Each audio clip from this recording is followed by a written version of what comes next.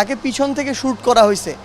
পিছন থেকে গুলিটা তার এই বুকের হার্টের জাস্ট একটু উপর দিয়ে বের হয়ে এই যে দেখেন ব্যাগ এপাশ দিয়ে ঢুকে ফুটা করে এপাশ দিয়ে বের হয়ে গেছে। বৈষম্য বিরোধী ছাত্র আন্দোলনের অন্যতম সমন্বয়ক সার্জিস আলম যেসব আন্দোলনকারীরা আহত এবং নিহত হয়েছেন তাদের পাশে যে দাঁড়াচ্ছেন এবং তাদের খোঁজ খবর নিচ্ছেন বাংলাদেশের বিভিন্ন জেলায়। চলুন বন্ধুরা দেখে আসে বিস্তারিত।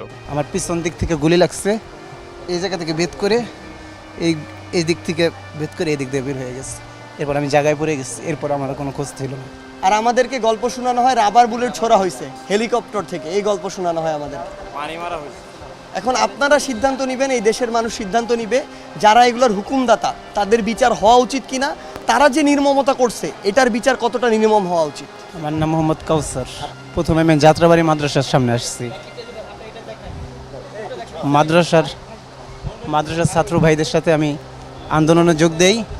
আমাদের কয়েকবার ধাওয়া পাল্টা দেওয়া করার পরে আমরা গলি ভিতর চলে যাই। এরপর আমাদের চোখের সামনে 3-4টা ভাইকে তারা নির্মমভাবে হত্যা করে। ওইটা দেখে আমরা আর সহ্য করতে না পেরে আমরা সামনের দিকে আগাই। সামনের দিকে আগানোর পরে আবার নির্মমভাবে গুলি করে। এরপর আমরা আত্মরক্ষার জন্য আমি ঘুরে দাঁড়াইছি, তারপরে আমি আর কিছু বলতে পারি না।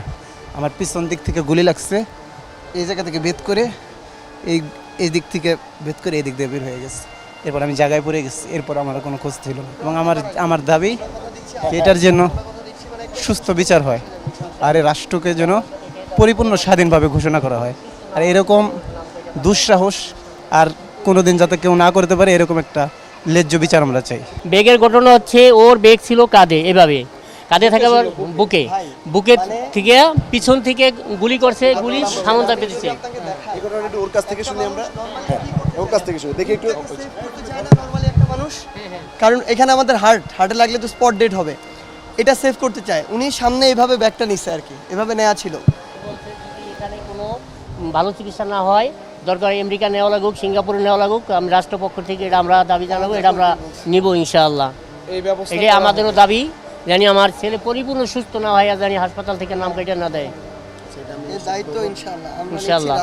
আমার কথা, আমার এই দাবি আপনার কাছে।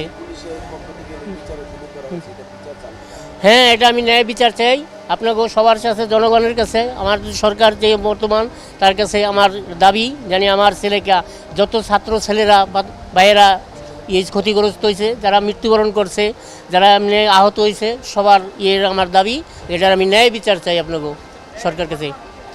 খবরের প্রতিবেদনটি আপনাদের কাছে কেমন লেগেছে তা অবশ্যই আমাদেরকে কমেন্টের মাধ্যমে জানাবেন। ভিডিওটি ভালো লাগলে লাইক করবেন এবং বন্ধুদের শেয়ার করবেন, সেই সাথে সাবস্ক্রাইব করে পাশে থাকা বেল আইকনে চাপ দিবেন। সেই পর্যন্ত ভালো থাকুন, সুস্থ থাকুন, ধন্যবাদ।